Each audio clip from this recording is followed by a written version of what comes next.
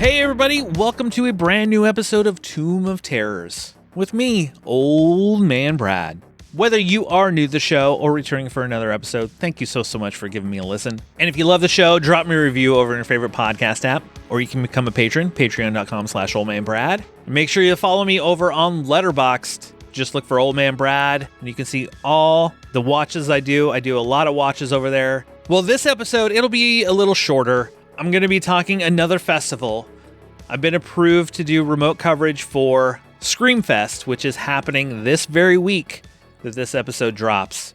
So this year, I was able to cover some films for Frightfest, Fantasia, and Fantastic Fest. There's always Horror Hound that I talk about. And now, Screamfest.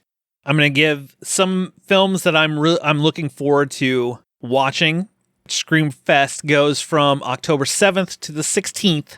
After it ends, I'll do a recap episode of what I watched, what I thought of all the films I watched. Keep it right here on Tomb of Terrors, and I will have everything for you. Before we dive into the films, I want to say if you're in the Cincinnati area, come out to Frightful Fridays on the third Friday of the month.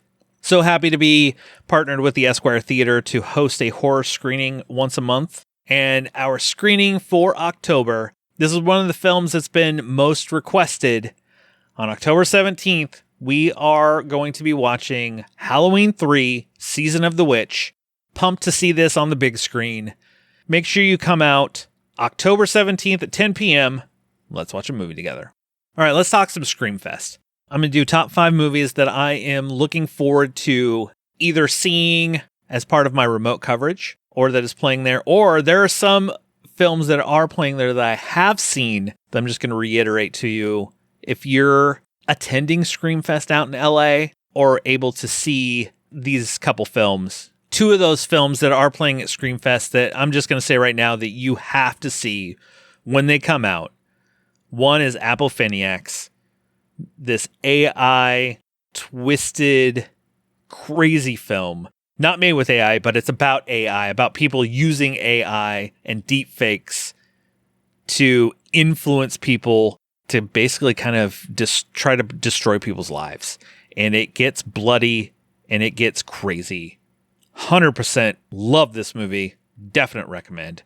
And the other one is Theater is Dead. I know in my Fantastic Fest episode, I raved about this movie. Cannot wait for everybody to see this movie. I hope you love it as much as I did. This was my favorite film of Fantastic Fest, and it is playing Screamfest in LA. Do yourselves a favor. Go see Theater is Dead if you're out there attending it. Man, it is just so good. All right, let's do some films that I am looking forward to either, hopefully I can see or down the road at some point. One of them is the new film from Spider-One. This is called Big Baby. Stars Chrissy Fox. I've been a fan of Spider-One's movies up until this point. Really liked the last film, Little Bites. Had the chance to talk to Spider and Chrissy about the film.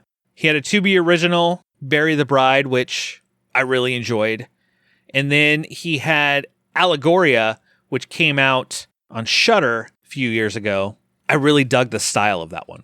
So his new movie, Big Baby, I've only seen the teaser trailer. That's all that's out there. And it looks like it's a twisted masked killer. And the killer has this crazy baby mask. I'm all in. I really want to see Big Baby, whether I'm able to see it for Screamfest or later on down the road. It is definitely on my list to see when I have the chance to. One I do have a screener for. It's called Affection. This stars Jessica Roth, that you would know from the Happy Death Day movies. I think she was awesome in those movies, and I hope that we eventually get part 3. But this is a new movie she's in, written and directed by B.T. Meza. It actually premieres opening night of Screamfest. I'll have a reaction for you right after it screens, but I'm definitely looking forward to that because I think she's an awesome actress, awesome final girl. I would love to see her in more horror movies. So when I saw that she was in it, I was like, I am on board. Let's go. Probably the top of the list of what I want to see is Deathgasm 2. This had its world premiere at Fantastic Fest. I wish I could have been there to see it in the theater with everybody. It's world premiere. It wasn't doing remote coverage at that time. But I do have a screener for it, and we'll be covering Deathgasm 2. So excited. I just rewatched the first one. I love the first one. It's funny. It is really, really bloody. It is, the first time I saw it, I remember going, this is a lot bloodier than I thought this movie might be. Even on this rewatch, I was like, oh man, I forgot how bloody or which way this went. Deathgasm 2 is high on the list for what I want to see. Looking forward to being able to watch it and give you my reaction of that one. So another one that looked awesome, just looks so awesome. If you look up the trailer for this, for Sword of Vengeance, this looks like a cross between like something like a Highlander and a Mad Max movie. From the trailer, it looks unbelievable. Like, it looks stunning. It looks like it has great effects to it. It looks like it could possibly be very bloody, could have some crazy, crazy fight scenes. Do have a screener for this one, so I'm really excited to check this one out. Like I said, look up the trailer for Sword of Vengeance. That's what hooked me. I watched this trailer and was like, oh yes, I'm all in, man. And the final one I'm in my top 5 looking forward to for Screamfest, it is a movie called Shed.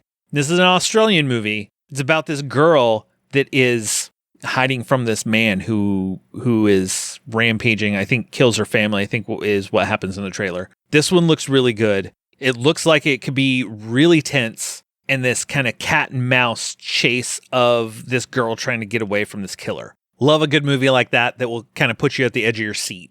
So Shed is the last one on the list for ones to look forward to. There are others, so many others playing at Screamfest. I'll list off ones that I will be able to watch. I will be covering on my recap for sure. Dead by Dawn, a movie called Jimmy, the Devil Whispers My Name. Cognitive has a capital A in the middle for AI, another AI horror movie. And then I'm hoping to get a screener for one called Red Mask and Redux. I've heard good things about both of these.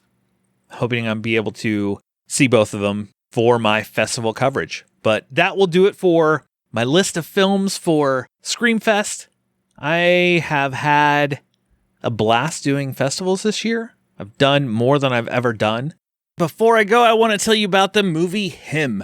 Jordan Peele invites you to experience the eerie thrills of the groundbreaking sports horror film Him, now available to watch at home. Him features over 45 minutes of exclusive bonus content, including a haunting alternate ending, 5 deleted scenes, and behind-the-scenes featurettes, only when you buy. Him is available on all your digital platforms right now. If you want to see Him, shoot me an email at oldmanbradpodcast@gmail.com.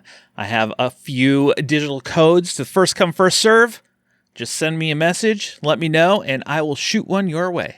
Just make sure you subscribe to the show so you never miss any episode over here, whether, it's my coverage of festivals, what I've watched, quick reviews, interviews, tales from Tubi, versus whatever it might be. Just subscribe and you won't miss it, because we are just now starting off the October Anthologies of Horror. First episode dropped last week with the Baron's Hideout as we talked Asylum from 1972. Later this week, Derek from Bad Movies, Worst People.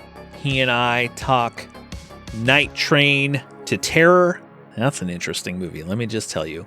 And then it will roll out every Friday through October if you're subscribed. Thank you so much. You won't miss them. I'll be back soon with a brand new episode. Just snuggle up in that blanket, turn off the lights, because it's okay to be scared. We'll talk to you later, everybody.